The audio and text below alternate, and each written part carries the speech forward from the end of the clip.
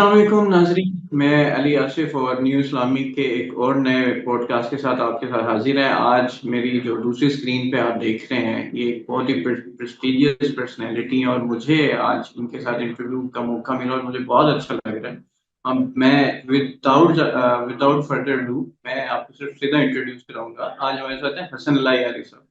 और आज के हवाले से बता दूँ कि अहले तशय्युअ के हवाले से जो भी सवालात होते हैं आम आवाम के, हम हसन अल्लाह यारी साहब से पूछेंगे क्योंकि वो बहुत ही मुदल्लल तरीके से इनको जवाब देते हैं। Sir, very warm welcome to you in our show. तो मैं चाहूँगा पहले ज़रा आप थोड़ा-सा बोल लें और फिर इंशाल्लाह सवालात का सिलसिला शुरू करते हैं। जी सर, अस्सलाम वालेकुम। अल्लाह ताला आपको सलामती दे। Thank you for coming. I am at your service, please go ahead.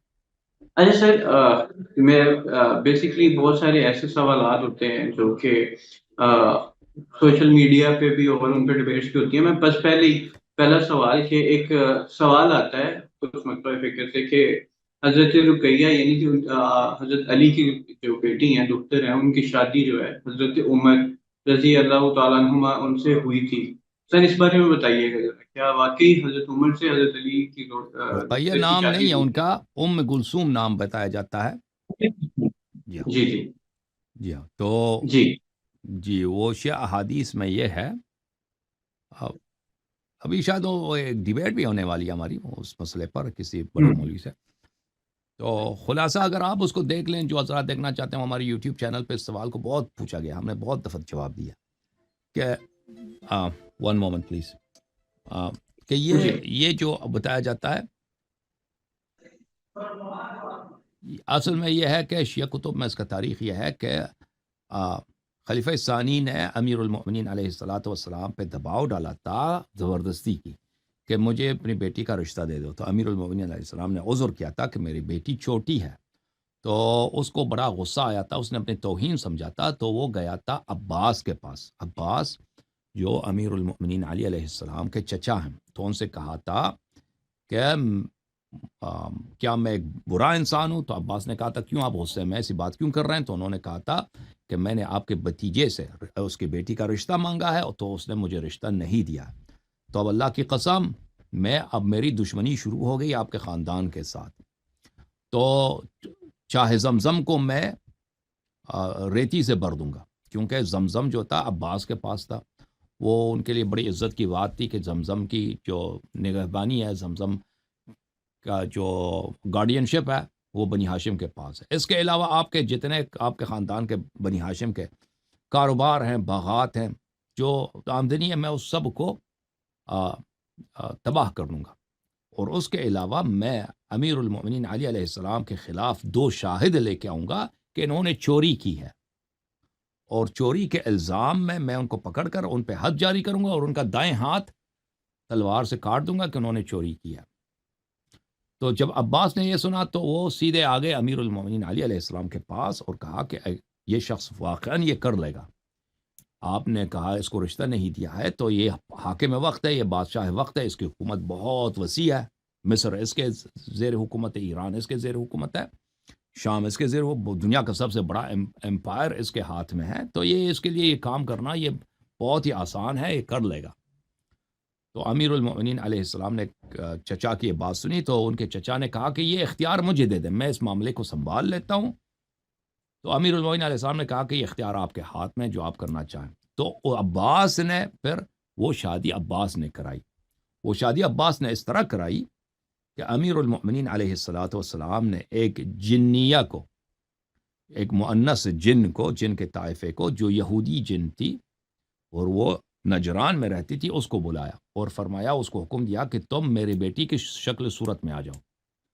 और वो जिन्निया जो है, वो अमीरुल मोमिनीन अलैहिस्सलाम की बेटी उम्मे कुलसूम की शक्ल इख्तियार कर ली, और अमीरुल मोमिनीन अलैहिस्सलाम ने अपनी असली बेटी को छुपाया।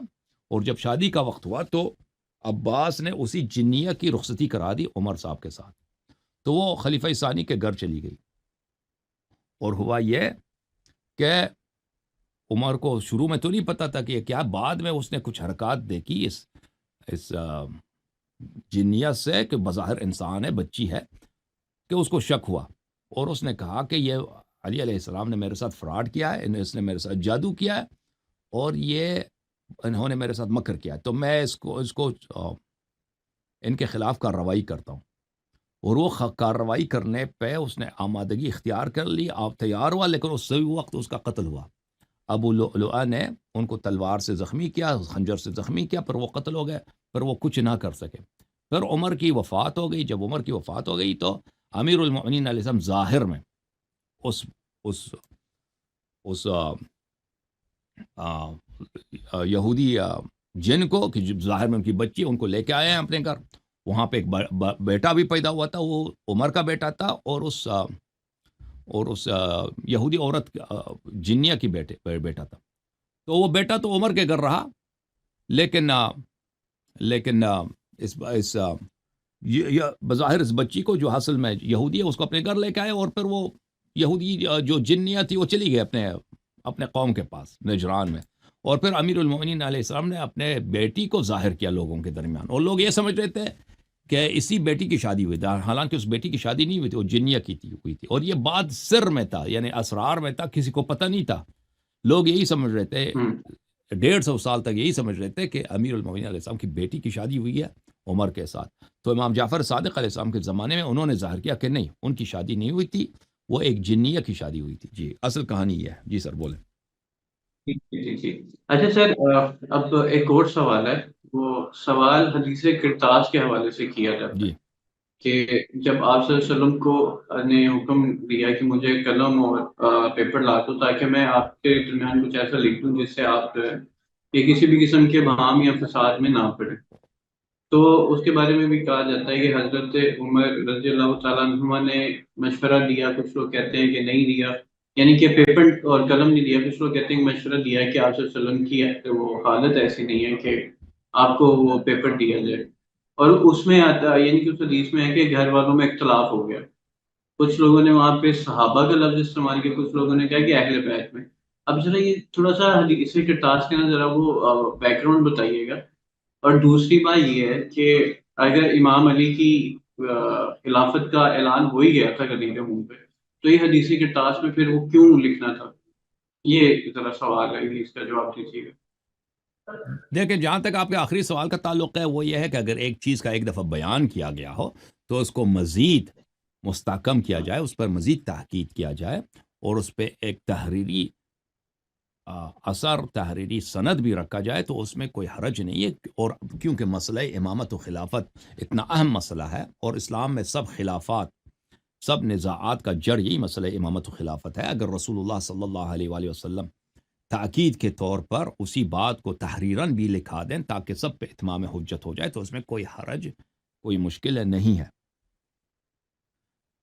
یہ ایک طرف۔ دوسری طرف حدیث کرتاس کا اصل واقعہ یہ ہے کہ رسول اللہ صلی اللہ علیہ وآلہ وسلم کی بیماری جب نہایت شدید تھی، منڈے کو ان کا انتقال ہوا، اس سے کچھ دن پہلے تھرسڈے کو یعنی جمعرات کو ان کے گھر میں صحابہ کا اجتماع تھا، تو انہوں نے حکم دیا کہ قلم و کاغذ لے کے آؤ تاکہ میں ایک ایسی وصیت آپ کو لکھا دوں کہ اس کے بعد تم کبھی گمراہ نہیں ہو جاؤ گے۔ تو یہ رسول اللہ صلی اللہ علیہ وسلم کا حکم ہے، اور رسول اللہ صلی اللہ علیہ وآلہ وسلم ہمیشہ واجب الطاعہ ہیں، ان کا ہر حکم اللہ کے حکم سے ہوتا ہے، اور ان کے حکم کی مخالفت کرنا فسق ہے، فجور ہے، یا کفر ہے۔ اور لازمی بات ہے کہ اس وقت اگر رسول صلی اللہ علیہ وآلہ وسلم اپنی نہایت بیماری کی حالت میں کوئی ایسی چیز لکھانا چاہتے ہیں، اور وہ فرماتے ہیں بھی ہیں کہ اس کے بعد تم کبھی گمراہ نہ ہو جاؤ گے، یہ کوئی مفصل تفسیر کی کتاب یا حدیث کی کتاب یا شریعت کی کتاب یا احکام کی کتاب نہیں ہو سکتی، کیونکہ ان کی حالت یہ ہے۔ یہ ایک مختصر، بہت ہی اہم جو بات ہے کہ اس سے خلافات کا نزاع ہوگا، اور بعض احادیث میں یہی ہے کہ انہوں نے فرمایا تھا کہ اس کے بعد تم کبھی اختلاف نہیں کرو گے، کہ سب نزاعات کا اس میں خاتمہ ہوگا، بیان کریں گے، اور یہ سوائے امامت و خلافت کے کچھ ہو نہیں سکتا، کیونکہ سب خلافات اور سب نزاعات اور سب بدعات کا جڑ کیا ہے؟ مسئلہ خلافت و امامت میں نزاع اور اس میں اختلاف ہے، اس کا وجہ یہ ہے۔ تو رسول صلی اللہ علیہ وسلم یہ لکھانا چاہتے تھے، لیکن قریش کے افراد جن کی طمع تھی اور جن کی لالچ تھی کہ رسول صلی اللہ علیہ وسلم کے بعد خلافت ہم لیں گے، اور امیر المؤمنین علی علیہ السلام کو اور اہل بیت علیہ السلام کو رسول صلی اللہ علیہ وسلم کے بعد پاور میں اور طاقت میں آنے نہیں دیں گے، ان کو امامت نہیں دینے دیں گے، وہ بخوبی سمجھ گئے، کیونکہ وہ نہایت ذہین تھے اور وہ سمجھ گئے کہ پیغمبر صلی اللہ علیہ وسلم کیا کرنا چاہتے ہیں، تو انہوں نے مخالفت کا آغاز کیا اور رسول صلی اللہ علیہ وسلم کو نہیں لکھنے دیا اور کہا کہ یہ تو حزیان کہہ رہے ہیں، اور یہ حزیان کے الفاظ بخاری میں، مسلم میں موجود ہیں، اور اس کا کہنے والا کہ نبی صلی اللہ علیہ وسلم حزیان کہہ رہے ہیں، اس گروہ کا لیڈر عمر بن خطاب تھے اور انہوں نے یہی الفاظ کہے تھے، اور رسول صلی اللہ علیہ وسلم کے بارگاہ میں انہوں نے جب یہ الفاظ کہے تھے تو گھر میں موجود افراد، اہل بیت سے مراد وہاں پر رسول اللہ صلی اللہ علیہ وآلہ وسلم کے پنجتن پاک اصحاب کسا نہیں ہیں، اس کمرے میں موجود افراد آپس میں ان کا اختلاف شروع ہو گیا تھا، کیونکہ کچھ لوگ کہہ رہے تھے کہ یہ سند لکھائی جائے، نبی صلی اللہ علیہ وسلم جب فرما رہے ہیں تو لکھی جائے، تو دوسری طرف اختلاف کر رہے تھے، تو رسول اللہ صلی اللہ علیہ وآلہ وسلم نے جب بخوبی دیکھا کہ اس وقت یہ سند نہیں لکھنے دیں گے، کیونکہ جب انہوں نے کہہ دیا کہ یہ حزیان کہہ رہے ہیں تو یہ بے احترامی کا انتہا ہے، اور اگر وہ اصرار کریں تو بات لڑائی تک پہنچ جائے گی اور خون یہاں پہ بہیں گے، خانہ جنگی شروع ہوگی، تو انہوں نے ان سب کو وہاں سے نکال دیا، اور جب وہ اور پھر ان کی ملاقات بھی نہیں، اور یہ آخری ملاقات تھی عمر کی رسول صلی اللہ علیہ وسلم کے بعد، کہ ان کو گھر سے اس بے احترامی کی وجہ سے نکال دیا ہے، اور اس کے بعد عمر اور ابو بکر کی کبھی ملاقات نہیں ہوئی رسول اللہ صلی اللہ علیہ وآلہ وسلم سے۔ اس کے بعد جب یہ چلے گئے تھے تو رسول اللہ صلی اللہ علیہ وآلہ وسلم نے اپنے وہ افراد جو امیر المؤمنین علیہ السلام کے محب تھے ان کو بلایا، وہاں پہ بہت سارے افراد تھے، ان میں سلمان تھا، ابو ذر تھے، مقداد تھے، تو وہاں پہ رسول اللہ صلی اللہ علیہ وسلم نے سند لکھایا، اس سند میں انہوں نے یہ لکھا کہ میرے بعد پہلا امام امیر المؤمنین علی علیہ السلام ہوں گے، ان کے بعد امام حسن علیہ السلام ہوں گے، ان کے بعد امام حسین علیہ السلام ہوں گے، اور اسی طرح 12 اماموں کا نام لیا اور فرمایا کہ 12ویں امام مہدی فرزند امام حسن عسکری علیہ السلام ہوں گے، وہ سب لکھا دیا رسول اللہ صلی اللہ علیہ وآلہ وسلم نے۔ جی سر، یہ واقعہ قرطاس کا خلاصہ یہ ہے۔ اچھا سر، آپ نے ماشاءاللہ اس کا بہت اچھی بات کی، بس میرا ایک اس میں بس چھوٹا سا سوال ہے کہ قرآن و حدیث سے اس کی سند کن کن کتب میں واقع قرطاس ہے؟ واقع شیعہ قرطاس کتب کا مسلمات میں سے شیعہ اور مخالفین کے درمیان اس میں کوئی نزاع ہی نہیں ہے، یہ بخاری میں، مسلم میں، سنن نسائی میں، اور مسند احمد ابن حنبل میں لا تعداد اسانید کے ساتھ متعدد صحابہ سے یہ واقعہ مروی ہے، تو اس کا کوئی انکار کرنے والا نہیں ہے کہ یہ واقعہ پیش آیا ہے، رسول اللہ صلی اللہ علیہ وسلم لکھانا چاہتے تھے، کچھ صحابہ کے گروہ نے لکھنے نہیں دیا ہے، اور رسول اللہ صلی اللہ علیہ وسلم کی توہین کی گئی ہے کہ ان کو کہا گیا کہ حزیان کہہ رہے ہیں، اور اس گروہ جو مخالف گروہ تھا ان کا لیڈر عمر بن خطاب تھا۔ یہ مسئلہ غیر قابل انکار ہے، صحیح ترین کتب میں جن میں بخاری اور مسلم بھی شامل ہیں، اور تاریخ طبری وغیرہ میں، تاریخ کامل میں، الکامل میں، یہ بہت سارے اسانید کے ساتھ مذکور ہے۔ جی سر۔ اچھا سر، اس کے یعنی ایک تو یہ والا اور دوسرے اس کی سند کے اس کے بعد جو آپ نے 4 نام بتائی، یہ کن کتب میں ہے کہ ان یہ کے؟ جو بعد میں نکالے گئے، اور یہ جو پیغمبر صلی اللہ علیہ وآلہ وسلم نے حدیث لکھا دیا، وصیت لکھا دی، یہ شیعہ کتب میں موجود ہے، کتاب السلیم ابن یہ قیس شیعہ؟ الہلالی میں موجود ہے۔ جی ہاں۔ اچھا سر، اس کے ساتھ ایک اور سوال یہ ہے کہ اس سے پہلے جب یعنی بخاری شریف میں یہ واقعہ کوٹ ہے کہ حضرت عباس اور حضرت علی کی گفتگو، حضرت علی اسلام اللہ علیہ ان کی گفتگو کا ہے یہ لبات کے حضرت عباس اور علی میں بات ہوئی کہ ہم چلتے ہیں آپ صلی اللہ علیہ وسلم کے پاس اور وصیت لکھوا لیتے ہیں ان سے، کیونکہ مجھے پتا، حضرت عباس نے کہا کہ مجھے پتا چل جاتا ہے کہ جب ہاشمیوں پہ وقت نظر آئے تو میں ان کے چہروں سے پہچان لیتا ہوں۔ اس میں نیچے حضرت علی کی یہ ریمارکس، یہ بخاری میں بھی ہے اور مسلم میں بھی ہے کہ نیچے کوٹ تھے کہ اگر آپ صلی اللہ علیہ وسلم نے ہمیں خلیفہ نامزد نہ کیا تو یہ لوگ کبھی بھی ہمیں دوبارہ خلافت کی منصب پہ نہیں آنے دیں گے۔ تو یہ تو اس کے بعد کی بات ہے، حدیث قرطاس کے بعد کی یہ بھی بات ہے کہ آپ حضرت علی ابھی بھی اس چیز کو لے کے شور نہیں تھے، انہوں نے کہا کہ اگر آپ صلی اللہ علیہ وسلم نے نہ لکھا خلافت ہمارے حق میں تو لوگ ہمیں کبھی خلیفہ نہیں چنیں گے۔ تو یہ حدیث ہم پہ حجت نہیں بنتا، کیونکہ ایک شیعہ حدیث نہیں، یہ ایک جھوٹ ہے ہمارے نزدیک۔ رسول اللہ صلی اللہ علیہ وآلہ وسلم نے، بلکہ شیعہ مخالفین کے کتب میں بڑا پڑا ہے کہ رسول اللہ صلی اللہ علیہ وآلہ وسلم نے آغاز بعثت سے لے کر حدیث یوم الدار سے لے کر مختلف مراحل میں انہوں نے ہمیشہ بتایا کہ میرے بعد آپ کا خلیفہ، آپ کا ولی اور آپ کا پیشوا امیر المؤمنین علی علیہ السلام ہے، ٹھیک ہے نا. یہ لا تعداد احادیث میں ثابت ہے. علی ولی کل مؤمن من بعد. غدیر خم میں رسول اللہ صلی اللہ علیہ وآلہ وسلم نے اس بات کو بتایا. اور اس سے پہلے کچھ دن پہلے رسول اللہ صلی اللہ علیہ وآلہ وسلم نے یوم عرفہ اپنے خطبہ حجۃ الوداع میں یہ بات بتایا. تو یہ کہنا کہ حضرت امیر المؤمنین علیہ السلام کو شک ہے کہ بھئی پیغمبر مجھے خلافت نہیں دیں گے آخری یوم میں، آخری زندگی میں، اور مجھے نامزد نہیں کریں گے، اس لیے میں اسے نہیں لکھانا چاہتا، یہ ایک بہتان ہے، ایک تہمت ہے جو اس کے جھوٹ ہونے میں کوئی شک ہی نہیں ہے. کیونکہ جب ایک پیغمبر صلی اللہ علیہ وسلم بار بار تصریح کر چکے تھے کہ میرے بعد امیر المؤمنین علی علیہ السلام امام ہیں، تو اس کی دلیل ہی نہیں بنتی کہ وہ مزید شک کریں. اللہ تعالیٰ آپ کو سلامتی دے. یہ میرے خیال میں میرے بھائی ڈسکنیکٹ ہو گئے ہیں.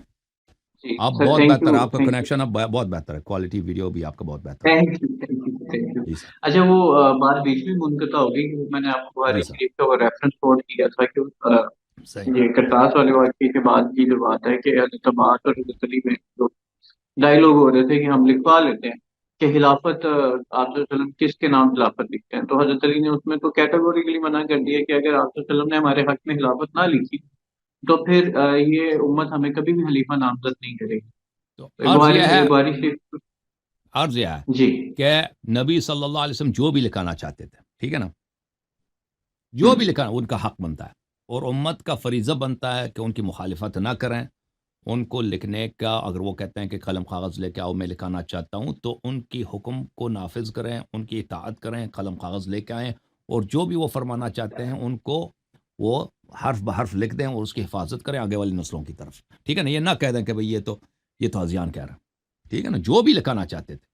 لیکن یہ جو ادعا کیا گیا ہے کہ امیر المومنین علیہ السلام نے کہا ہے کہ بھئی وہ پیغمبر اگر لکھ دیں تو وہ ہمیں نامزد شاید نہ کریں تو پھر آگے ہمیں خلافت نہیں ملے گی، تو یہ ایک جھوٹ اور بہتان کے علاوہ کچھ بھی نہیں ہے. کیونکہ رسول اللہ صلی اللہ علیہ وآلہ وسلم نے اپنی بعثت کے پہلے دن سے حدیث یوم الدار سے لے کر مختلف مراحل میں ہمیشہ مختلف خطبوں میں، مختلف مقامات میں امیر المؤمنین علیہ السلام اور اہل بیت علیہ السلام کے فضائل بیان کیے ہیں، اور امت پر ان کی اتباع واجب کیا ہے. سب مسلمانوں کا اجماع ہے کہ رسول اللہ صلی اللہ علیہ وآلہ وسلم نے عرفہ کے دن اپنے خطبے میں حجۃ الوداع میں انہوں نے فرمایا کہ میرے بعد میرے اہل بیت علیہ السلام کی طاعت تم پہ واجب ہے، اور فرمایا حدیث ثقلین بیان فرمایا، حدیث خلیفتین بیان فرمایا، حدیث غدیر خم میں امیر المؤمنین علیہ السلام کی امامت کا ذکر فرمایا. اس سے پہلے فرمایا علی ولی کل مؤمن من بعد من اطاع علی علیہ السلام فقد اطاعنی، جس نے ان کی اطاعت کی میری اطاعت کی ہے، اور جس نے ان کی معصیت کی ہے اس نے میری نافرمانی کی ہے. تو جب پیغمبر صلی اللہ علیہ وآلہ وسلم نے بار بار سب مسلمانوں پر اپنے حیات میں امیر المؤمنین علیہ السلام کی طاعت کو واجب فرمایا، انت منی بمنزلۃ ہارون و من موسیٰ فرمایا، تو یہ کیسے ہو سکتا ہے کہ پھر امیر المؤمنین علیہ السلام اس بات کا احتمال دے دیں، شک کریں کہ شاید وہ ہمیں نامزد نہ کریں؟ تو یہ ایک سوائے ایک جھوٹ اور بہتان کے ان کے ذات اقدس پہ اس کے علاوہ کچھ بھی نہیں ہے. جی سر. یہ بخاری شریف میں لکھا ہے، یہ میں مطلب یہ میرا کوئی آرگیومنٹ نہیں ہے، بخاری جی سر، شریف کے تھینک یو حدیث سر، چھوڑ کے. اللہ اچھا آپ کو چلیں عزت دے. اس سے آگے چلتے ہیں کہ سر جی جیسے یہ بات آپ نے بھی کی کہ موسیٰ اور ہارون، آپ صلی اللہ علیہ وسلم نے فرمایا کہ علی مجھ سے ایسی نسبت ہے جیسے موسیٰ کو ہارون کے ساتھ. اب اس میں ایک بڑا اہم سوال یہ ہے کہ نبی کی وراثت تو نبوت ہو سکتی ہے نا. اب آپ صلی اللہ علیہ وسلم نے کیا اپنے پیچھے monarchy، بادشاہت، کوئی ایسا مطلب کہ ایسا نظام چھوڑنا تھا جس کا خلیفہ یعنی نامزد کرنا تھا؟ اگر ہم صرف کامن پرسپشن بات کریں عام انسان کی، تو نبی اپنی وراثت میں یا تو نبوت چھوڑ سکتا ہے یا علم چھوڑ سکتا ہے. تو اس کا وارث تو آلریڈی حضرت علی ہے. اب یہ خلافت والی بات کی جو ضد ہے وہ کس لیے ہے؟ یعنی کہ آپ نے فرمایا کہ میں علم کا شہر اور اس کا دروازہ ہے. اپنی وراثت تو آلریڈی حضرت علی کو نومینیٹ کر کر چلے گئے، سب کو پتہ ہے اس بات کا. اب آگے یہ جو خلافت اور حکومت اور یہ جو ان کی جو فالوور ہیں ان کو تابع کرنے والی بات ہے، یہ تو آپ سے چل رہے ویسے نومینیٹلی، مطلب جس طرح سے حدیث ملتی ہے، لیکن ایسا تو نہیں ہاتھ کھڑا کر کے کہا کہ بس حضرت علی کی اطاعت کی جائے. یہ والی بات ذرا اس پہ ذرا وہ تو فرمائیے گا. عرض یہ ہے کہ نبی کریم صلی اللہ علیہ وآلہ وسلم جس طرح نبی تھے، رسول تھے، اور ان کے بعد کوئی نبی نہیں ہے، رسول نہیں ہے، ان کے وفات کے ساتھ وحی کا سلسلہ منقطع ہو گیا. لیکن صرف ان کا یہ پوزیشن نہیں تھا کہ وہ صرف ایک رسول اور نبی ہیں، اور رسول اور نبی کے ہونے کے علاوہ وہ مسلمانوں کے قائد بھی تھے، مسلمانوں کے لیڈر بھی تھے. ان کے وفات کے بعد لیڈرشپ کا جو پوزیشن ہے وہ خالی ہو جائے گا. ٹھیک ہے، نبوت نبی وہ ہمیشہ کے لیے ہیں، نبی ان کے بعد کوئی نبی نہیں آئے گا، لیکن ان کے بعد قائد، امام، خلیفہ جو ان کے جگہ ان کی لیڈرشپ کی ذمہ داریاں سنبھالیں۔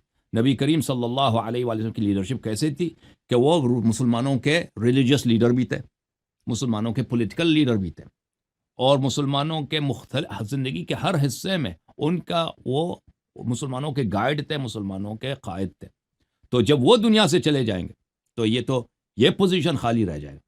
تو اسی لیے اس میں کوئی نزاع ہی نہیں ہے، سب مسلمان کہتے ہیں کہ نبی صلی اللہ علیہ وسلم کے بعد امام کی ضرورت ہے۔ یہ امام کون ہے؟ کیا رسول اللہ صلی اللہ علیہ وسلم کا کوئی ارشاد ہے کہ انہوں نے اس کے متعلق گائیڈنس دیوں، ڈائریکشنز دیوں، انسٹرکشنز دیوں کہ میرے بعد امام کون ہوگا؟ کیونکہ یہ پوزیشن جو ہے نبی صلی اللہ علیہ وسلم کے بعد جو بھی مسلمانوں کا گائیڈ ہوگا، یہ ایک نہایت ہی اہم، کریٹیکل اور نہایت ہی سپریم امپورٹنس کا حامل ہے۔ تو یہ ہو ہی نہیں سکتا کہ رسول صلی اللہ علیہ وسلم کا اس کے متعلق کوئی انسٹرکشنز نہ ہوں۔ حالانکہ ہمارے بھائی اہل سنت کہتے ہیں کہ اس کو کوئی وہ دنیا سے چلے گئے، کچھ بتایا ہی نہیں ہے کہ کسی ان کے بعد امت کو کیا کرنا، نہ کوئی خلیفہ بتایا کہ کوئی خلیفہ بن جائے، نہ خلیفہ بنانے کا طریقہ بتایا، اور وہ چلے گئے۔ یہ بات ناممکن ہے، امپاسبل ہے۔ اگر مسلم میں اور بخاری دونوں میں یہ حدیث موجود ہے کہ وفات سے پہلے عبداللہ ابن عمر اپنے والد کے پاس چلے گئے تھے اور کہا تھا کہ میں نے سنا کہ آپ اپنے بعد کسی کو جانشین تعین نہیں کرنا چاہتے، تو اگر آپ کے پاس کوئی چرواہا ہو، چرواہا کے پاس کچھ بکریاں ہیں، کچھ جانور ہیں صحرا میں، اور وہ صحرا میں ان کو چھوڑ کے چلا جائے اور وہاں اپنی جگہ پہ کسی کو چرواہے کا ذمہ داریاں نہ دے دے، تو آپ کہیں گے کہ اس نے ان جانوروں کو ضائع کیا، اس کو ہلاک کیا، اس نے خیانت کی اس کام میں۔ تو مسلمانوں کی جو ہے، مسلمانوں کے قیادت کا جو مسئلہ ہے، یہ تو بہت سے زیادہ اہم ہے۔ آپ کیسے اپنے بعد کسی کو اپنا جانشین نہیں بنا سکتے؟ تو اسی لیے عمر نے اپنے بعد ایک کمیٹی بنائی 6 آدمی کی، جو شورا ہے، جو تاریخ میں مشہور ہے۔ عرض یہ ہے کہ یہ انہوں نے خود اپنی کتابوں میں اقرار کیا ہے کہ اگر ایک چرواہا یہ کام کرے کہ اپنے بعد کسی کو یعنی اپنے جانور کسی کی ذمہ داری، جانوروں کی ذمہ داری، بکریوں کی ذمہ داری کسی کو نہ سونپے، تو اس نے اپنے جانوروں کے ساتھ غداری کی ہے اور جانوروں کے مالک کے ساتھ غداری کی ہے۔ اسی فعل کو ہمارے بھائی اہل سنت حضرت رسول صلی اللہ علیہ وسلم اللہ تعالیٰ سے نسبت دیتے ہیں کہ رسول اللہ صلی اللہ علیہ وسلم کا وہ انتقال ہو گیا ہے، انہوں نے نہ اپنے بعد کسی کو امام تعین کیا اور نہ یہ انسٹرکشن دیا ہے کہ بھائی میں تعین نہیں کرتا، تم تعین کرو، بھائی تم اپنے طریقے سے جس کو بنانا ہے تم نے بنا لو، یہ بھی نہیں بتایا۔ اور اس امت کو ایک حیرت میں، ایک تاریکی میں اور ایک ابہام میں رکھا ہے جو ابھی تک چل رہا ہے۔ اور اس نے احادیث کو نظر انداز کرتے ہیں کہ رسول اللہ صلی اللہ علیہ وسلم نے حقیقتاً بولا کہ میرے بعد میرا امام کون ہے، بولا کہ میرے علی خلیفتی فی کل مؤمن من بعدی، یہ صحیح حدیث ہے، ابن ابی عاصم نے اپنی کتاب السنہ میں نقل کیا، اور فرمایا کہ انت منی بمنزلت ہارون من موسیٰ من اطاع علی علیہ السلام فقد اطاعنی۔ تو یہ سب احادیث کو نظر انداز کر کے یہ کہنا کہ انہوں نے کسی کو تعین نہیں کیا، یہ ایک نادرست بات ہے۔ جی میرے بھائی، اللہ تعالیٰ آپ کو سلامتی دے۔ اس کے آگے بس میرا اس سے آگے یہی سوال ہے کہ دیکھیں، خلافت کا تو شرعی نظام بن چکا ہے نا۔ حضرت عمر کے بیٹے یہ سوال کر سکتے ہیں کہ اگر آپ اپنے والد کو نومینیٹ نہ کریں تو ایسا ہی ہے کہ آپ نے اپنی ساری زندگی کی محنت ضائع کی۔ ان کا ایک شرعی نظام ہے، انہوں نے نومینیٹ کر لیا لوگوں کو، انہوں نے بتا دیا کہ کون کون ہو گے نومینیٹ۔ پھر میرا سوال واپس ادھر ہی آئے گا کہ کیا نبی نومینیٹ کر سکتا ہے نبوت کے لیے؟ یا مطلب نبی تو اور اس سے پہلے کیا کسی نبی نے ایسے کبھی نومینیٹ کیا کہ میرے بعد یہ میرا نائب ہوگا یا یہ خلافت؟ جیسے ابھی تو 3 بڑی شریعتیں ہیں نا حضرت داؤد کی، یعنی کہ ابھی 2 بڑی قومیں ہیں، یہودی اور عیسائی۔ ان میں سے کیا آپ کو ابھی ملتا ہے کہ کسی کو نومینیٹ کیا ہو حضرت موسیٰ نے؟ کیونکہ حضرت ہارون تو زندگی میں وفات پا گئے تھے، حضرت موسیٰ نے اس کے بعد نومینیٹ کیا، حضرت داؤد کے بیٹے حضرت سلیمان تھے، لیکن کیا اس طرح سے آگے نومینیٹ کر کے گئے ہوں کہ میرے بھائی یہی ساری دیکھے گا؟ وہ تو اللہ سے دعا کی حضرت سلیمان نے کہ داؤد بن جائے، حضرت داؤد نے کہ حضرت سلیمان بن جائے، اللہ نے قبول کر لی۔ تو یہ ذرا بتائیے گا، کیونکہ فرق ہے نا، ایک کرنٹ انبیاء کی تاریخ میں جتنے ان کے وارثین ہیں، جتنے ان کے اوصیاء ہیں، انہوں نے اللہ کے حکم سے ان کو بیان کیا لوگوں کو کہ میرے بعد کون نبی آئے گا، میرے بعد کون امام ہوگا، کون میرا جانشین ہوگا۔ یہ جو آپ فرما رہے ہیں کہ کوئی نبی دنیا سے چلا جائے، بتایا نہیں ہے کہ وہ امت اس کے بعد اختلاف کرے اور پتہ نہ ہو کہ ان کا ان کا امام کون ہے، یہ ایک نہایت ہی، جیسے میں نے عرض کیا نا، آپ خود کہہ رہے ہیں کہ حضرت عمر نے ایک شرعی طریقہ بیان کیا، بالکل غلط بات ہے۔ شریعت نبی کریم صلی اللہ علیہ وسلم کر سکتے ہیں، ایک کام جو نبی صلی اللہ علیہ وسلم نہیں کر سکتا وہ عمر کیسے کر سکتا، ابو بکر کیسے کر سکتا، ٹھیک ہے نا؟ نہیں ایسا میں نے شرعی نظام کی بات کی، شرعی نہیں شرعی، یعنی کہ وہ جو شورا کا شورائی، نظام ہے شورائی، جس یہ میں شورائی شریعت میں ہے یا کسی نے اپنے سے بنایا، ٹھیک ہے نا؟ اگر نبی صلی اللہ علیہ وسلم کے حکم سے نہیں ہے، نبی صلی اللہ، اگر شورا ہے، مشورے سے ہم نے بنانا ہے، تو 6 آدمی کہاں سے آ گئے؟ پوری اگر مشورہ کرنا ہے تو پوری امت کو کیا ہوگا؟ دوسرے مسلمان نہیں ہیں، دوسرے صحابہ نہیں ہیں، دوسرے فاسق ہیں، فاجر ہیں، دوسرے کیوں محروم ہیں؟ اور پھر کب رسول اللہ صلی اللہ علیہ وسلم نے بولا کہ میرے بعد آپ شورائی ایک نظام بنائیں؟ اگر شورائی نظام تھا تو ابو بکر نے عمر کو کیوں نامنیٹ کیا، اپوائنٹ کیا، اس کو انوائنٹ کیا میں اپنے بعد؟ حالانکہ مسلمانوں نے مخالفت بھی کی تھی کہ یہ سنگ آدمی ہے، سخت دل آدمی ہے، آپ اس کو کیوں ہم پہ مسلط کر رہے ہیں؟ اس کے باوجود، یعنی مشورے کے باوجود، اس ابو بکر نے عمر کو نامنیٹ کیا۔ تو یہ کہ اگر اس نے شورا بنایا ہے تو اس شورا میں بہت سارے اشکالات ہیں کہ اگر بات شورا کیا ہے تو یہ دیکھیں قرآن کی آیت ہے، وَرَبُّكَ يَخْلُقُ مَا يَشَاءُ وَيَخْتَارُ مَا كَانَ لَهُمُ الْخِيَرَةُ سبحانہ وتعالی عما یشرکون۔ اللہ تعالیٰ جو خلق کرتا ہے وہی اپوائنٹ کرتا ہے، یہ قرآن کی آیت ہے، جو خلق کرتا ہے وہی اپوائنٹ کرتا ہے۔ ماں کان، لوگوں کو یہ آپشن نہیں ہے، چوائس نہیں ہے کہ وہ کسی کو سلیکٹ کریں، یہ اللہ نے جب کہہ دیا، اور اللہ نے یہ قید نہیں لگا کہ صرف نبوت کے لیے ہی ہے، اللہ تعالیٰ نے جتنے دین میں مقامات ہیں ان کے لیے اللہ نے فرمایا وَرَبُّكَ يَخْلُقُ مَا يَشَاءُ وَيَخْتَارُ مَا كَانَ لَهُمُ الْخِيَرَةُ۔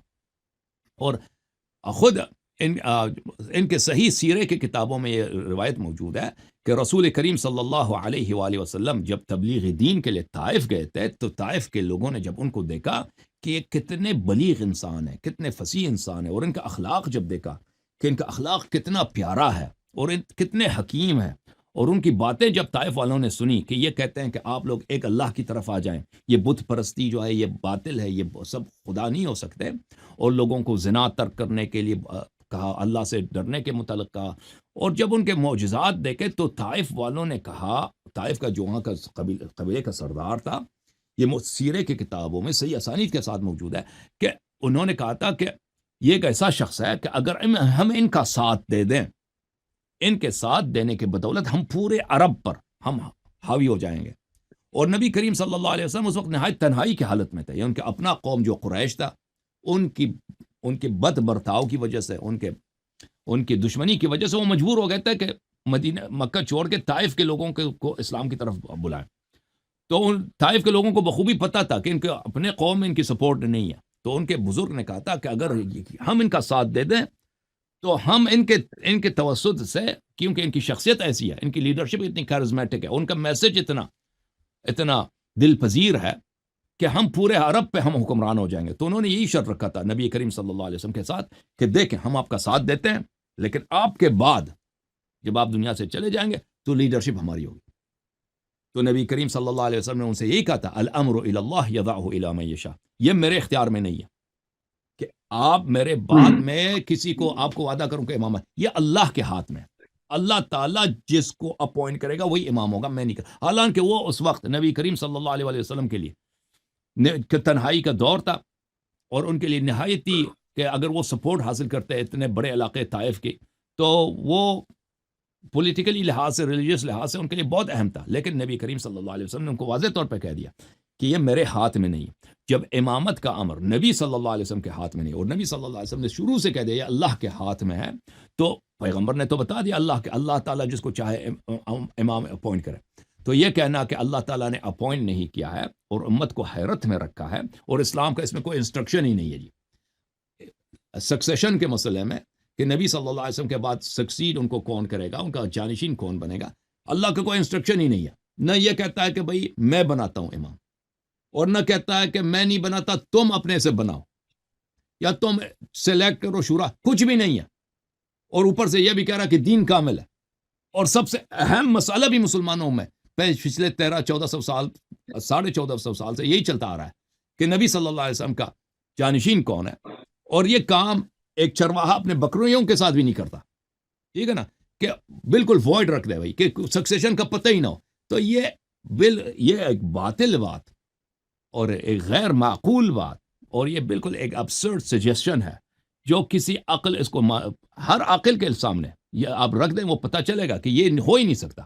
اگر ہم نبی صلی اللہ علیہ وسلم کو نبی نہ بھی مانے نا، جیسے سیکولر حضرات جو ہیں نن مسلمس کہتے ہیں وہ نبی نہیں ہیں، لیکن وہ یہ تو مانتے ہیں کہ ہمارے نبی کریم صلی اللہ علیہ وسلم ایک بہت ہی اچھے ایڈمنسٹریٹر تھے، ایک بہت ہی حکیم انسان تھے، ایک بہت انٹیلیجنٹ انسان تھے، بہت وہ سکسیڈ کر گئے کہ عرب کے معاشرے پہ وہ حاوی ہو گئے، اپنے دین کو، دوسرے ادیان کو انہوں نے سب کو عرب سے نکال دیا اور اپنے دین کو انہوں نے وہاں پر کم مدت میں صرف 23 سال کی مدت میں انہوں نے ایک نئے دین کو پورے جزیرۃ العرب پہ انہوں نے مسلط کر دیا اور حاکم بنا دیا. وہ سب یہ مانتے ہیں.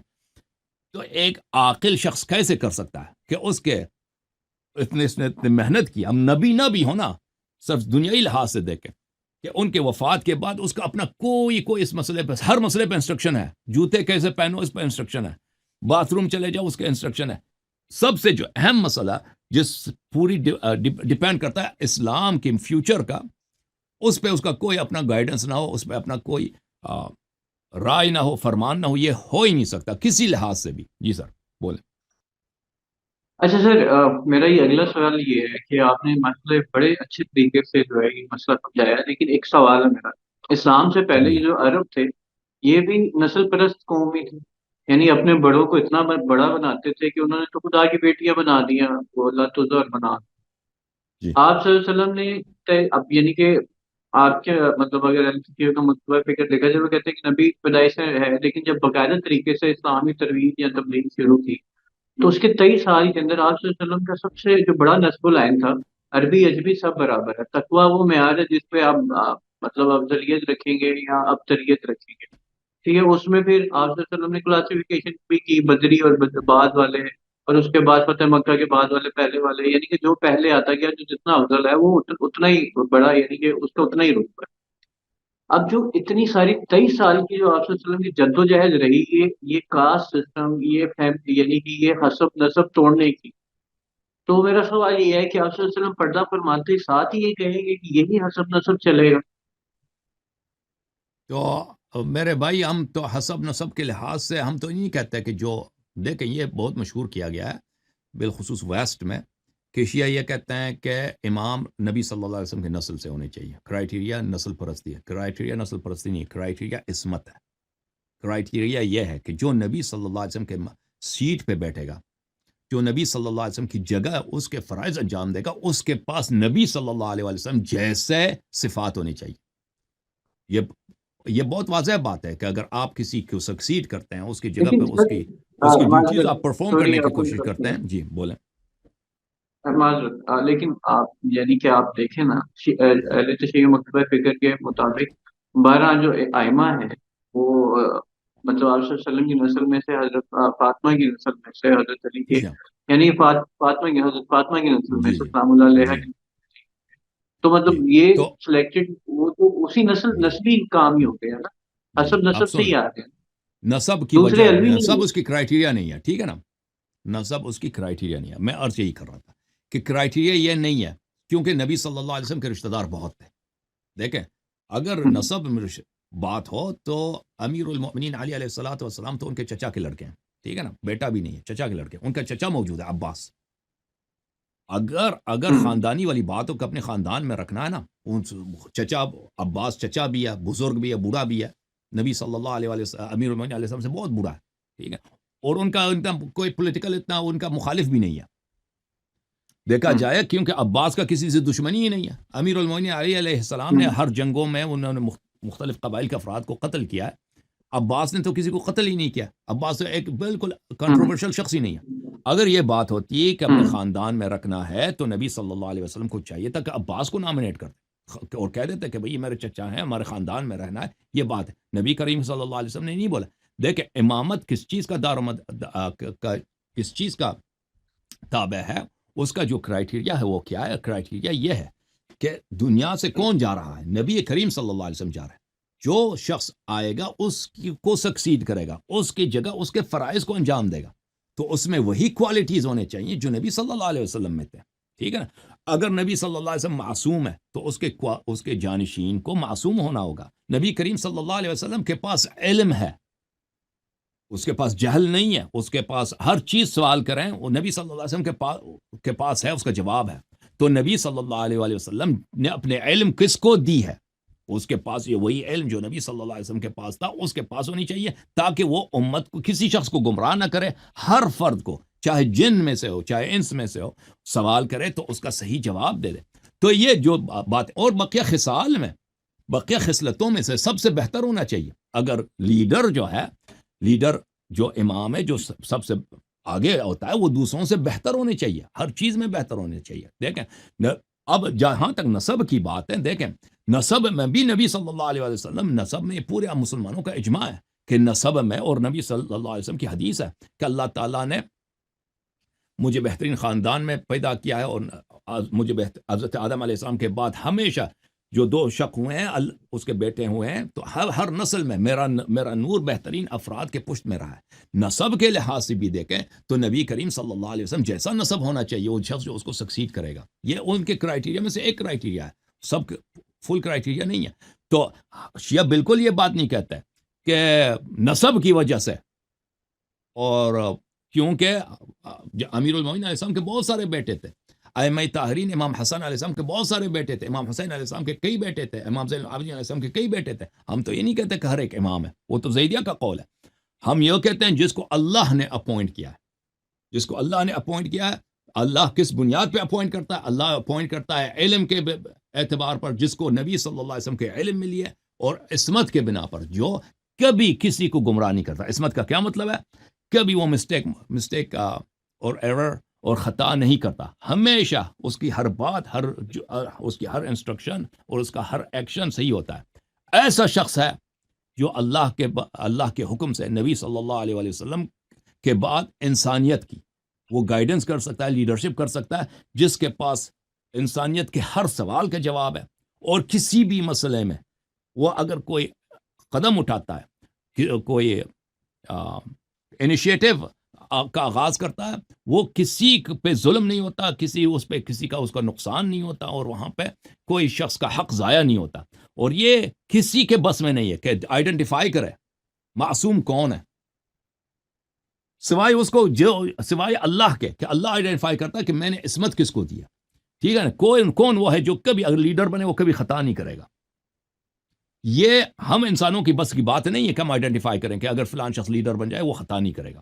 بہت سارے لوگ ہمارے نظر میں یہ بہت اچھے لیڈر ہیں، جب لیکن وہ لیڈر بن جاتے ہیں تو وہ خطا کر جاتے ہیں، لوگوں کو بہت سارے وعدے کرتے ہیں، وعدے بھول جاتے ہیں، بہت سارے غلط قدم اٹھاتے ہیں، اپنی ملک کے یا اپنے جن لوگوں کے انہوں نے لیڈرشپ کرنی ہے ان کا نقصان کراتے ہیں، ان کو ضائع کراتے ہیں، ان کی جنگیں ہوتی ہیں، بہت سارے لوگ بے گناہ مر جاتے ہیں.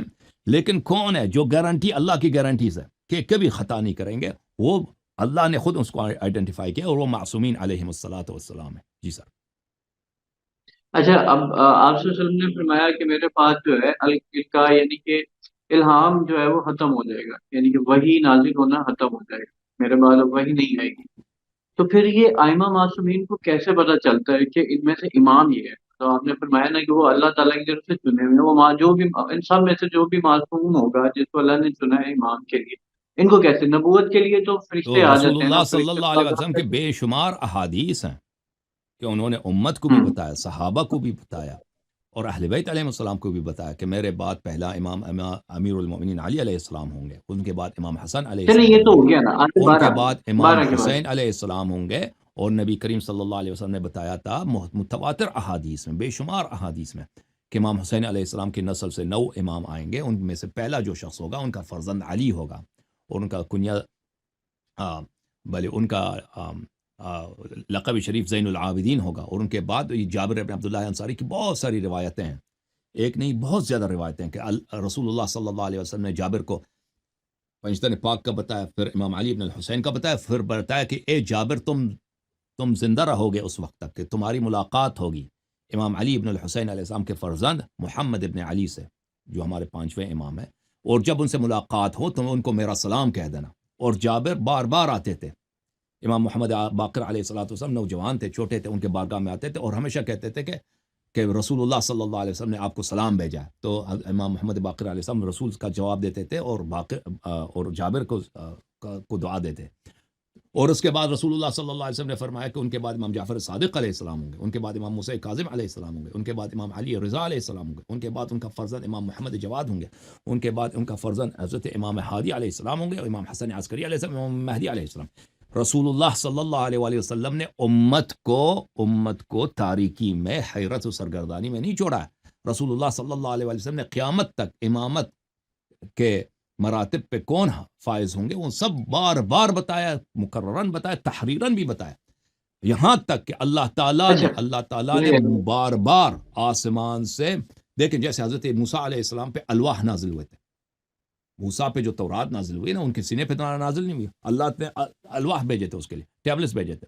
ہمارے نبی کریم صلی اللہ علیہ وآلہ وسلم کے پاس اللہ کی جانب سے صحیفے آئے تھے، اللہ کی جانب سے ٹیبلٹ آیا تھا کہ اس میں 12 اماموں کے نام لکھے تھے۔ یہ متواتر احادیث میں موجود ہے کہ رسول اللہ صلی اللہ علیہ وسلم نے بتایا تھا، اللہ نے بھی بتایا۔ یہ ہر کتب میں ہے، یہ ہمارے کتب میں بھی موجود ہے، ہر آپ کے کتب میں بھی ہے، موجود ہے، یا اب جماعت مخالفین کے کتب میں موجود ہے، فرائض السمتین وغیرہ میں موجود ہے۔ جی ہاں، یہ صحیفے آئے تھے، ٹیبلٹس آئے تھے، جیسے بالکل وہاں۔ بالکل، اچھا میرا سوال جیسے وہ صرف وہ نہیں ہے، دیکھیں رسول صلی اللہ علیہ وسلم کے اپنے احادیث متواتر، یہ کتاب میرے ہاتھ میں کفایت الاثر فی النص علی الائمۃ الاثنی عشر، اس کتاب میں مخالفین کے طرق سے ہم یہ دیکھیں، ملاحظہ کریں، یہ میں آپ کو کتاب دکھا دیتا ہوں، کفایت الاثر فی النص علی الائمۃ الاثنی عشر۔ اس کے مؤلف کون ہیں؟ اس کے مؤلف ہیں ابو القاسم علی ابن محمد ابن علی ابن خزار القمی الرازی۔ اس کتاب کے مقدمے میں وہ کہتے ہیں یہ کتاب صرف ان احادیث میں مشتمل ہے جن میں رسول کریم صلی اللہ علیہ وسلم نے 12 اماموں کے نام لیے، نام لے کر بتا دیں کہ میرے بعد 12 امام، اور یہ سب کے سب انہوں نے یہ سنہ 330 کے لگ بھگ ان کی رہتے تھے، سنہ 300 کے بعد ان کی وفات ہے۔ انہوں نے یہ سب کے سب اہل سنت کے کتب سے نقل کیے ہیں، شیعہ کتب سے نہیں، سب احادیث اہل سنت کے کتب سے نقل کی ہیں، اور اس میں بہت سارے احادیث ہیں، شاید اس میں دیکھ لوں اس میں آخری حدیث کا نمبر کتنا ہوگا، ہو سکتا ہے کہ کوئی 500-600 احادیث ہوں گے، بھلے بہت سارے احادیث ہیں، یعنی اس میں آخری جو صفحہ ہے صفحہ نمبر 426 ہے، تقریباً 400 صفحوں سے زائد اس میں احادیث ہیں جن میں 12 ائمہ علیہ السلام کے بار بار رسول اللہ صلی اللہ علیہ وسلم نے نام لیا۔ دیکھیں بخاری میں حدیث موجود ہے، الخلفاء من بعد 12، میرے بعد 12 خلیفے ہوں گے۔ اب کیا یہ رسول صلی اللہ علیہ وسلم نے نام نہیں بتایا کہ میرے بعد وہ خلیفہ کے نام کیا ہوں گے؟ حتماً بتائیں، صحابہ بھی پوچھیں گے بھئی آپ کا جانشین، یہ تو نہایت ہی اہم سوال ہے کہ آپ دنیا سے جا رہے ہیں، آپ کے بعد آپ کا جانشین کون ہوگا، ٹھیک ہے نا؟ اب سیاست نے جو کہہ لیا، جو حذف کیا گیا ہے لوگوں تک نہیں پہنچ، بخاری نے بخاری کے مشائخ نے باقیہ نہیں، وہ حذف کیا ان لوگوں نے، ہٹا دیا کہ وہ 12 کون ہے۔ پیغمبر صلی اللہ علیہ وسلم ایک غیر فائدہ مند کلام کہہ نہیں سکتے بھائی، جو لوگوں کو سمجھ ہی نہیں آئے وہ متحیر رہ جائیں کہ بھئی اس کا مطلب ہی میرے بعد 12 خلفاء، اب وہ کون ہے وہ نہ بتائے، وہ تعین نہ کریں کہ یہ 12 کون ہیں، ان کا کیا نام ہے، کیا اسم ہے۔ یہ سب سے اہم مسئلہ یہی ہے کہ ان کے بعد خلافت کون ہے۔ حتماً جیسے ہمارے کتابوں میں یا حدیث کثرت کے ساتھ موجود ہے کہ انہوں نے 12 کے نام بتا دیے، ٹھیک ہے نا، تو یہ حتماً بتا دے۔ اگر نہیں بتایا ہے، اگر پیغمبر صلی اللہ علیہ وسلم نے نہیں بتایا تو اس کا مطلب یہ ہے کہ اللہ اور رسول صلی اللہ علیہ وآلہ وسلم نے وہ کام کیا ہے جو ایک چرواہا اپنے بکریوں کے ساتھ نہیں کرتا، ایک عام ریڑی والا جو سبزی بیچتا ہے نا، وہ اپنے ریڑی کے ساتھ وہ کام نہیں کرتا کہ خود چلا جائے اور ریڑی کو ایسے ہی چھوڑ کے چلا جائے۔ جی سر، چلے آپ اللہ یار صاحب، آپ کی بات بالکل بجائے، وہ بہت بہترین مدلل دلائل ہیں، لیکن اسی بات سے آگے چلتے ہیں کہ تمام ائمہ کے نام تو آپ صلی اللہ علیہ وسلم نے بتا دیے، حضرت مقداد کو اور وہ 4 تھے ان کو بتا دی۔ اب اس میں تو کوئی شبہ پیدا نہیں ہو سکتا، مطلب اب 12 ائمہ کے نام تو پتہ ہی ہے، آنے والے 12 معصومین کون ہیں یہ تو پتہ چل گیا، لیکن آپ اگر آگے چلے جائیں انہی ائمہ کے حوالے سے، تیسرے یا چوتھے، اب مجھے ایگزیکٹ یاد نہیں ہے، لیکن وہ ائمہ میں اختلاف ہو گیا کہ جی امام میں ہوں، وہ 2 اور یا 4 لوگوں میں اختلاف ہو گیا امامت کو لے کے، اور وہاں پہ پھر دوبارہ سے ائمہ میں یعنی کہ اختلاف امام نہیں کی ہو سلیکشن جائے میرے بھائی، ائمہ میں کبھی اختلاف نہیں امامت کی سلیکشن آپ میں کو امام آپ کو غلط فہمی میں 2 اماموں میں کبھی اختلاف نہیں ہوا کہ کوئی کہہ دے میں امام ہوں، دوسرا کہے میں امام، ٹھیک ہے نا؟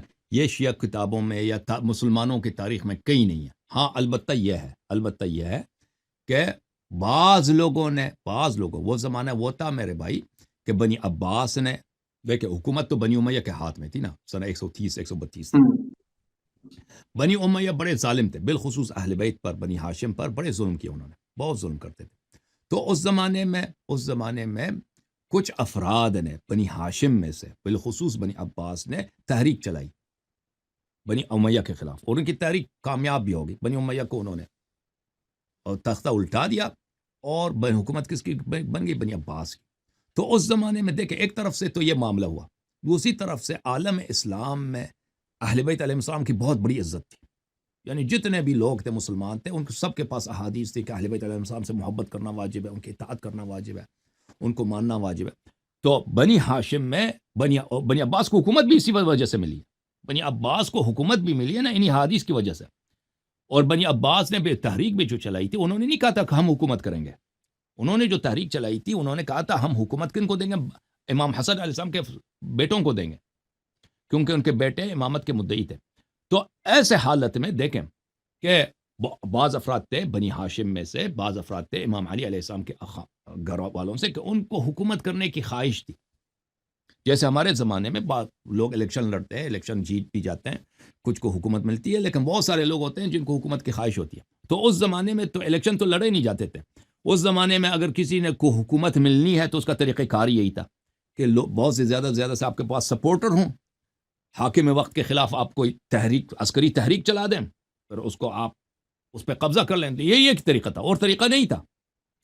تو اس زمانے میں کچھ افراد نے اہل بیت علیہ السلام کے گھرانے سے، انہوں نے میں سے کسی نے یہ ادعا نہیں کیا تھا کہ میں پیغمبر نے مجھے امام بنایا، وہ ادعا نہیں کرتے تھے. وہ سیاسی افراد تھے، وہ کہتے تھے کہ بھئی میں اہل بیت میں سے ہوں، اور لوگوں کو کہتے تھے آؤ میری بیعت کرو، یہ حکومت جو ہے بنی عباس کی حکومت، یہ ظالم ہے، یہ آپ پہ ظلم کرتا ہے، ہم جب حکومت بنائیں گے تو آپ پہ ظلم نہیں کریں گے، آپ ہمارے ساتھ دے دیں. تو کچھ لوگ، کیونکہ اہل بیت علیہ السلام کی بہت بہت عزت تھی عالم اسلام میں، تو یہ لوگ بہت سارے یہ کامیاب بھی ہو جاتے تھے، کچھ لوگ ان کی بیعت بھی کرتے تھے، تحریک چلاتے تھے، ان کے لشکر بھی بن جاتی تھی، پھر ان کو اکثر شکست ہو جاتا تھا، بلکہ ہمیشہ شکست ہوتا تھا، ان کی حکومت کبھی نہیں بنی. یہ افراد جو تھے نا، یہ دنیاوی مقاصد کے لیے، ظاہری حکومت کے لیے انہوں نے تحریکیں چلائی ہیں، امامت کا ادعا بھی کیا ہے، لیکن کس امامت کا؟ کسی نے نہیں بولا کہ معصوم ہے. انہوں نے یہ اس لیے کہ ان کو حکومت ملے، خلافت میں. اور یہ حکومت اگر دیکھیں، اہل بیت علیہ السلام کے افراد سب معصوم نہیں ہیں کہ ان کے سب بیٹے معصوم ہیں. اگر ان کے خاندان میں کچھ افراد پیدا ہو جائیں کہ حکومت کے وہ تمنا رکھتے ہوں، اس میں دیکھیں حضرت یوسف علیہ السلام کے بھائی ہیں، 10 بھائی، 11 بھائی ہیں.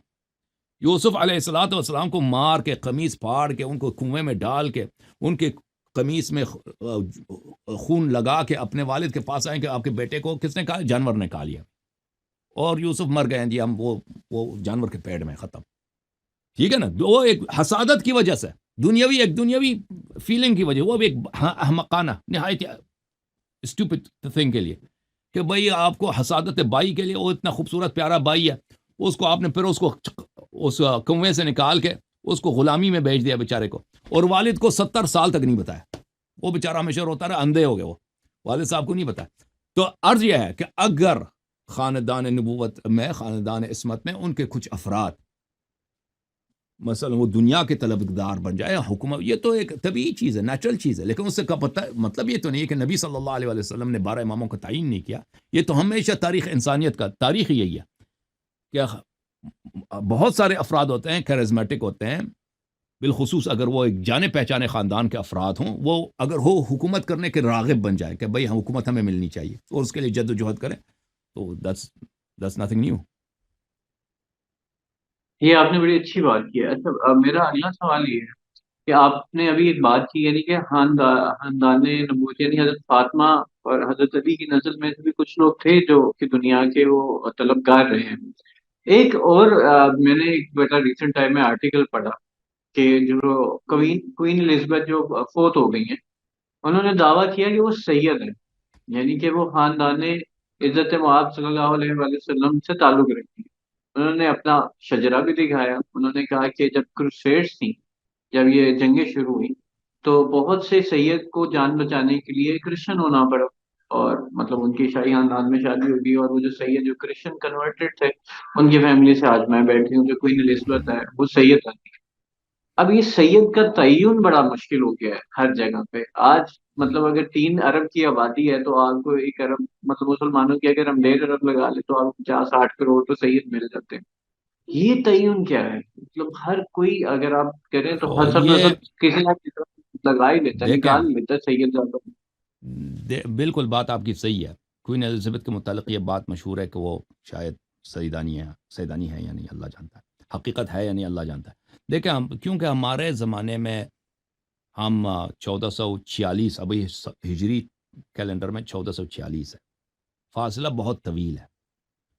تو اور پرانے زمانے میں ریکارڈ کیپنگ تو تھا نہیں کہ ریکارڈ کیپنگ کیا جائے نا، برتھ سرٹیفکیٹس وغیرہ رکھا جائے.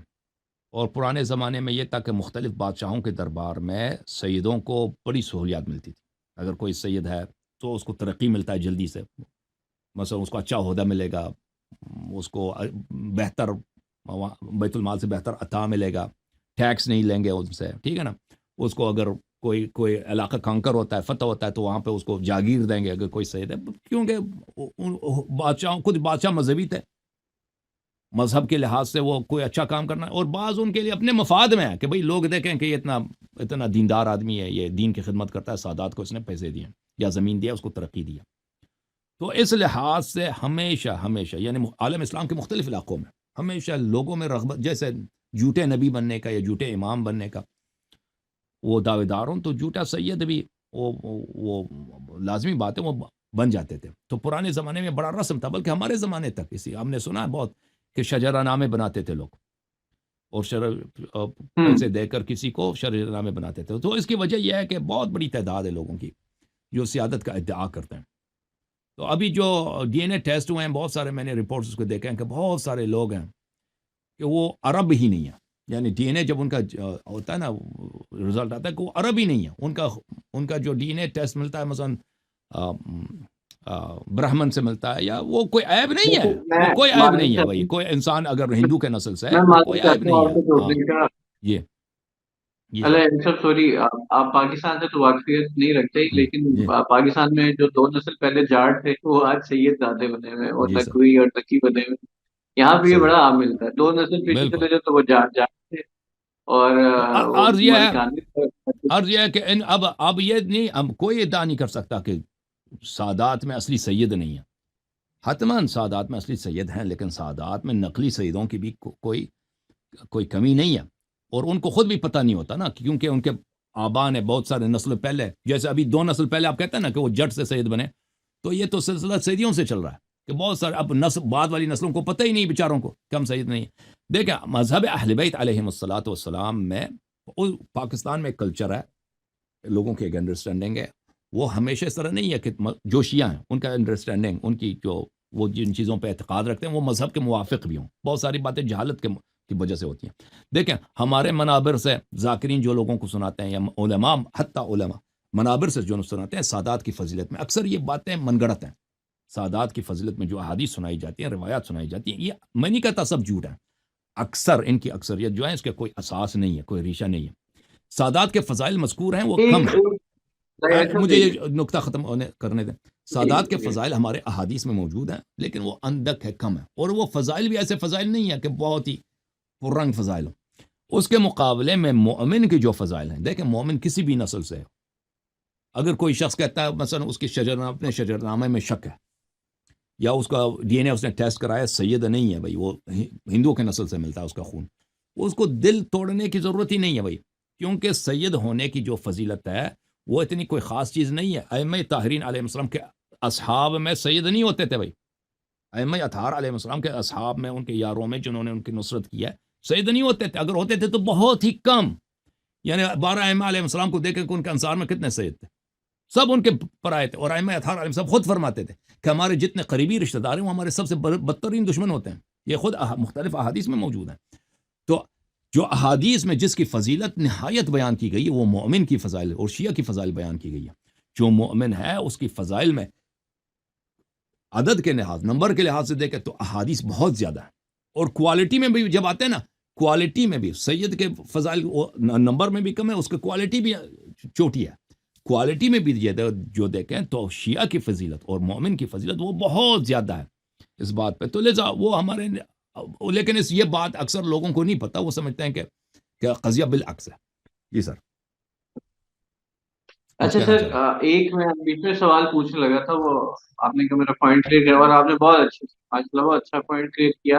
یہ جو تمام لوگ کہتے ہیں کہ سیدوں کو آگ نہیں لگتی، یہ واقعی یہ کوئی بات ہے، ایسا ہے یا نہیں؟ یہ دیکھیں نا، آپ کے منہ سے سنیں گے تو یہ زیادہ اور روایت اثر میں یہ رکھے بھی گا۔ ہے نا کہ نبی صلی اللہ علیہ وسلم انبیاء کی بیٹیوں کو حیض بھی نہیں ہوتی. روایت میں یہ بھی ہے کہ جانور ان کو نہیں کھاتے نا، جانور بھی ان کو نہیں کھاتے. تو اس طرح امتحان لیا جا سکتا ہے.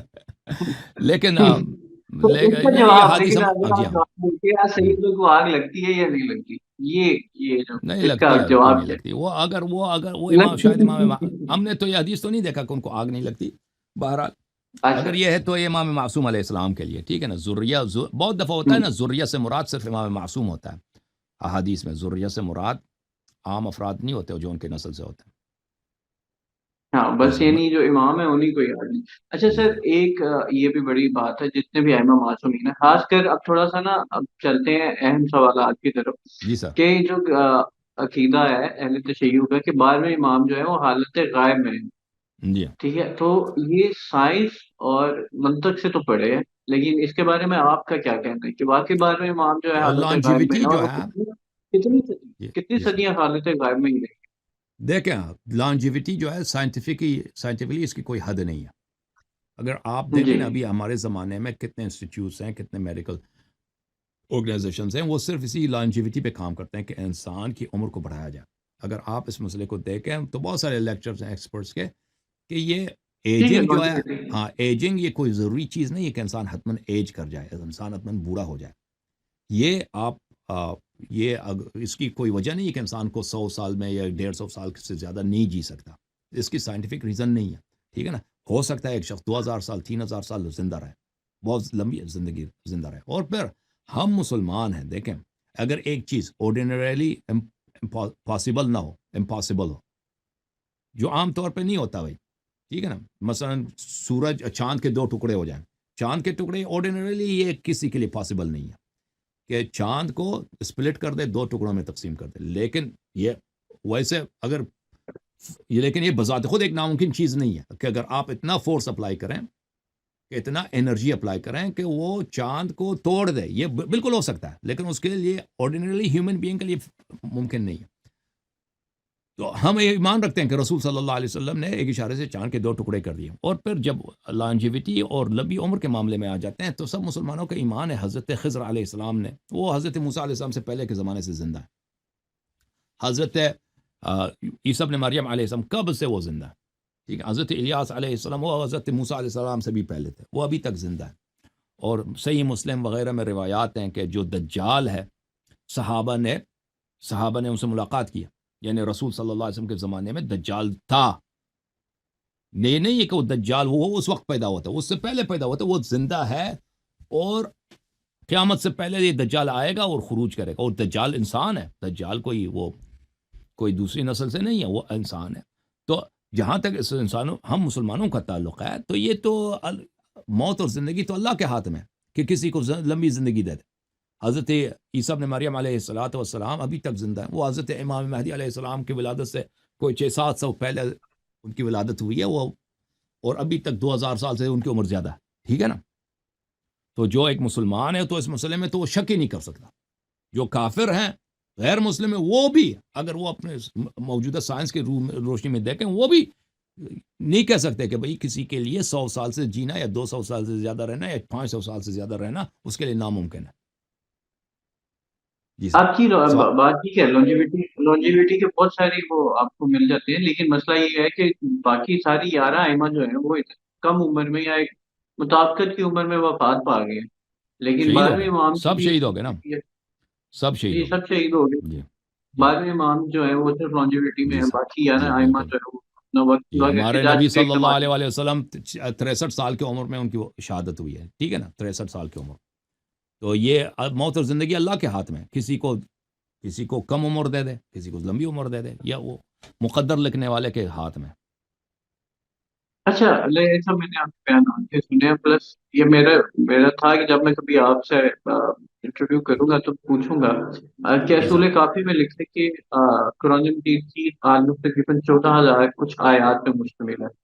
اب جو موجودہ ہمارے پاس جلد ہے وہ 6,000 کچھ آیات کا جی مجموعہ ہے، تو یہ آدھے سے زیادہ قرآن جو ہے وہ مطلب کہاں ہے وہ؟ میرے کچھ تو ایسے ابھی اب شیعہ دوست دیکھیں ہیں تو ہمارا مناظرہ ہوا تھا یہاں پر، بہت سارے مناظرے ہوئے ہیں ختم قرآن پر، ٹھیک ہے نا.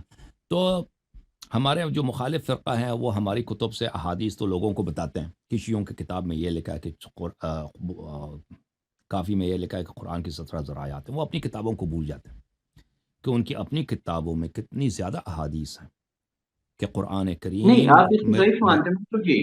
نہیں صحیح احادیث. دیکھ ہمارے مناظرات ہوئے ہیں یہاں پر بہت زیادہ ہوئے ہیں، بخاری مسلم نہایت صحیح احادیث، صحیح اسانید کے ساتھ، اور کم ہی نہیں، بہت زیادہ، بہت زیادہ. کہ کسی حدیث میں صحابہ کہتے ہیں قرآن میں یہ غلطی ہے، قرآن میں یہ غلطی ہے، قرآن میں فلان جگہ غلطی ہے. صحابہ کہتے ہیں کہ سورہ احزاب جو ہے سورہ بقرہ سے بھی زیادہ لمبا ہوا کرتا تھا. صحابہ فرماتے ہیں کہ بھئی قرآن میں سے بہت سارے اکثر آیات غائب ہو گئی ہیں، ٹھیک ہے نا. تو یہ تو فریقین کے نزدیک ہے. یہ بحث اس کا اپنی جگہ پر ہے، کافی طویل ہے. میرے یہاں پہ بہت سارے مناظرات ہوئے ہیں قرآن مجید پر، تو اس میں تفصیل بہت ہے. بہرحال فریقین کے پاس صحیح احادیث بہت زیادہ ہیں کہ قرآن کریم میں نقصان واقع ہوا ہے. اچھا سر، میرا سوال ہے آپ سے کہ کیا امامت سے نبوت جو ہے وہ بلند مرتبہ ہے؟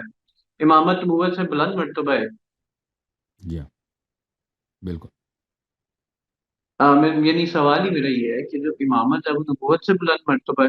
جی بالکل، قرآن مجید کی آیت ہے وَإِذِ ابْتَلَىٰ إِبْرَاهِيمَ رَبُّهُ بِكَلِمَاتٍ فَأَتَمَّهُنْ. ابراہیم نبی تھے، تبھی تو اللہ نے ان سے ان کا امتحان لیا، ٹھیک ہے نا. جب ہم سب امتحان دے دیے ابراہیم علیہ السلام نے، اس کو آگ میں نمرود نے پھینک دیا، پھر اللہ نے ان کو بیٹا دے دیا، کہا کہ بیٹے کو چھوڑ کے آ جاؤ ایک ایسے جہاں پہ پانی بھی نہیں ہے. تو وہاں پہ وہ مرنے کے لیے یعنی اللہ کے حکم کے تسلیم ہونا ہے. مکہ میں اگر پانی نہ ہو، وہاں پہ آبادی بھی نہیں تھی اس زمانے میں، وہاں پہ چھوڑ کے آ گئے. اور پھر کہا کہ اس کو ذبح کر دو. ابھی جب بیٹا پیارا، اتنا پیارا چلنے لگا اس کو، جب یہ سب امتحانات دے دیے تو کہا کہ اب میں آپ کو انی جاعلک للناس سے، اب میں آپ کو امام بناتا ہوں، ٹھیک ہے نا. اور ابراہیم علیہ السلام کو فرزند بھی ملے تھے آخر عمر میں. تو ابراہیم علیہ السلام نے کہا کہ میرے فرزندوں کو کوئی ملے گا؟ تو فرمایا لا ینال عہد الظالمین، ان میں سے جو ظلم کرے گا، جو گناہ کرے گا، اس میں سے کسی کو نہیں ملے گا، ٹھیک ہے نا. تو یہ تو واضح طور پر ہے کہ امامت جو ہے حضرت ابراہیم علیہ السلام کو کب ملی ہے؟ نبوت کے بعد، رسالت کے بعد، اور خلیل کے مقام پر، خلیل اللہ کے مقام پر فائز ہونے کے بعد اللہ تعالیٰ نے ان کو امام بنایا. تو واضح ہے کہ امامت نبوت سے بالا تر ہے. تو اگر میں آپ کے بات کو آسانی سے سمجھوں تو جو ائمہ کرام آئے ہیں ہمارے، وہ نبیوں سے زیادہ اہم کام کر رہے ہیں دنیا جی میں. بالکل بالکل. اللہ کے نزدیک دیکھیں علم میں وہ سب، دیکھیں ہمارے نبی صلی اللہ علیہ وسلم سے کسی کا قیاس نہیں ہے.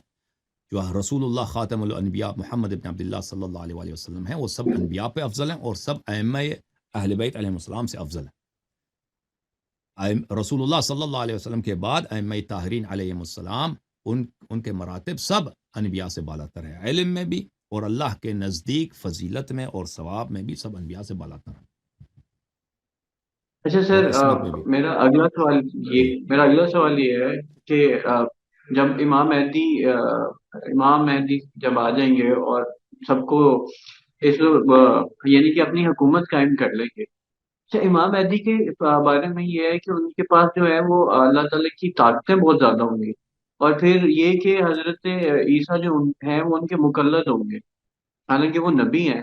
تو کیا یہ واقعی اس طرح سے ڈرائیوڈ ہے کہ دوبارہ کہہ دیں امامت اپنے کی؟ سوال کا، آپ تکرار کریں، مجھے کچھ سمجھ نہیں آیا آپ کیا کہنا چاہ رہے ہیں، دوبارہ کہہ دیں. میں یہ کہہ رہا ہوں کہ دیکھیں، حضرت عیسیٰ جو ہیں حضرت امام مہدی کے مقلد ہوں گے نا، ان کے پیچھے نماز پڑھیں گے، تو یہ اس لیے کہتے ہیں کہ یہ امامت جو ہے یہ نبوت سے بڑا مرتبہ ہے، کیونکہ حضرت عیسیٰ جو ہے وہ پہلے تو نبی ہیں، اب بالکل جب بالکل، واپس یہ آئیں گے بھی ہے، تو یہ بھی آپ بہترین دلیل دے دی آپ نے کہ عیسی ابن مریم علیہ السلام امام مہدی کے پیچھے نماز پڑھیں گے. بالکل بالکل صحیح فرمایا. قلندر اچھا صاحب اس کے بعد ختم کریں پروگرام کو، جی کیا کہنا چاہ بس رہے ہیں؟ ہاں میرے حضرت کافی ٹائم. ہاں اگر چلیں آخری سوال دو کر لیں، آپ سوال، اپنا آخری سوال کر لیں، اس کے بعد ختم کرتے ہیں، بس ٹھیک ہے. صرف دو ہی سوال کروں گا، اور جی دو سر. سوال ہیں، اس کے بعد ایک جی آخری اور پھر اس کو ختم کریں گے. اچھا اللہ ایسا مجھے یہ بتائیے گا کہ ایک چھوٹا سا سوال اور ایک ذرا لمبا سوال ہے، تاکہ وہ جی اس کا جواب لینا زیادہ ضروری ہے.